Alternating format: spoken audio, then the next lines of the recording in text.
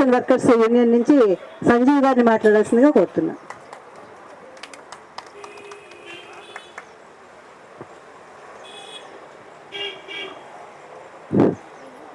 గౌరవనీయులు అధ్యక్షత వహించిన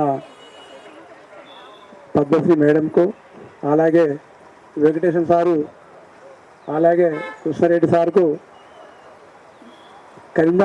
ఉమ్మడి కరీంనగర్ జిల్లా యూనియన్ ప్రధాన కార్యదర్శి ఎద్ద రమేష్ అన్న గారికి, మరియు వివిధ జిల్లా నుండి వివిధ నాయకులు వచ్చినందుకు ఈరోజు ధర్నానంగానే వాట్సాప్ ద్వారా మరియు మెసేజ్ ద్వారా ఎంతోమందికి చెప్పడం జరిగింది. కానీ ఎవరు వాళ్ళే పోతారులే అనే ఆలోచనతో ఉన్నారు తప్ప నేను కూడా వర్క్ చేస్తానా, నేను కూడా వేయాలనే ఆలోచనతో ఎవరు లేరు ఇంతవరకు నాకు తెలిసిన మట్టుకు. గత కొన్ని సంవత్సరాలే మేము తెలంగాణ రాష్ట్ర మోడల్ స్కూల్ అవుట్సోర్సింగ్ తరఫున పనిచేస్తున్నాం. 11 సంవత్సరాలు అవుతుంది. దాదాపు రాష్ట్రంలో 194 మోడల్ స్కూళ్ళు ఉన్నాయి. ఇంతవరకు 11 సంవత్సరాలు చేసిన కానీ ఒక వాచ్మెన్ అటెండరే పనిచేయడం జరుగుతుంది. కానీ సీపర్ లేదు, స్కానియర్ లేదు. మేమే 11 సంవత్సరాల నుంచి అటెండర్ వాచ్మెన్ చేస్తున్నాం, డ్యూటీ చేసుకుంటూ సీపర్ వర్క్ చేస్తున్నాం.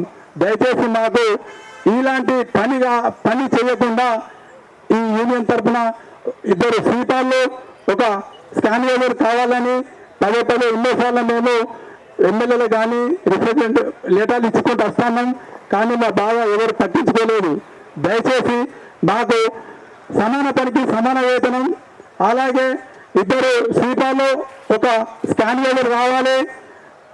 అలాగే 1 తారీఖు వరకు జీతం వస్తుందని ఎదురు చూస్తున్నాం. కానీ ఇంతవరకు 4 నెలల నుంచి జీతాలు రాలేదు.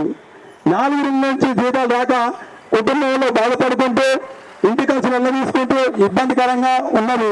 ఈ గత ప్రభుత్వం 15,500 ఇస్తాను, కానీ ఇంతవరకు ఈ ప్రభుత్వం జీతాలే, వీళ్ళు వచ్చిన కాడికి జీతాలే లేవు సరిగా. దయచేసి మాకు ఈ మోడల్ స్కూల్లో పనిచేస్తున్న వారికి ఈ జీతం సరిపోవడం లేదు. దాదాపు 26,000, నెలకు 26,000 జీతం ఇవ్వగలరని ఈ సభాముఖంగా కోరుతున్నాము.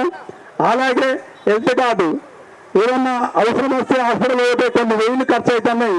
హెల్త్ కార్డు ఇంతవరకు లేదు. హెల్త్ కార్డు లేదు. హాస్పిటల్ అయిన తర్వాత రిసిప్ట్లు ఇవ్వమంటారు. దాదాపు 10 మంది దాకా హాస్పిటల్ అడ్మిట్ అయ్యి ఆ రిసిప్ట్లు హాస్పిటల్ ఖర్చు పెట్టుకున్నాయి. ఇంతవరకు ఇచ్చిన దాఖలు లేదు. పైసలు అయితే రిటర్న్ రాలేదు మాకు. ఈఎస్ఐ పిఎఫ్ ఉన్నది, కానీ ఈఎస్ఐ అయితే మాకు దేనికి సంబంధం లేకుండా పోతుంది. ఎన్నో ఖర్చులు పెట్టుకొని హాస్పిటల్లో తిరిగి మాకు మేమే అప్లపాలు అవుతున్నాం తప్ప ఈ గవర్నమెంట్ మాకు ఇచ్చేది ఏమి లేదు. అలాగే తెలంగాణ ఈ ఫస్ట్ పిఆర్సీ 12,000 నుంచి 15,500 అయింది. ఈ సెకండ్ పిఆర్సీలో జీతం కూడా మాకు 26,000, ప్రతి నెల 26,000 ఇవ్వాలని ఈ సభాముఖంగా కోరుకుంటూ సెలవు తీసుకుంటున్నా.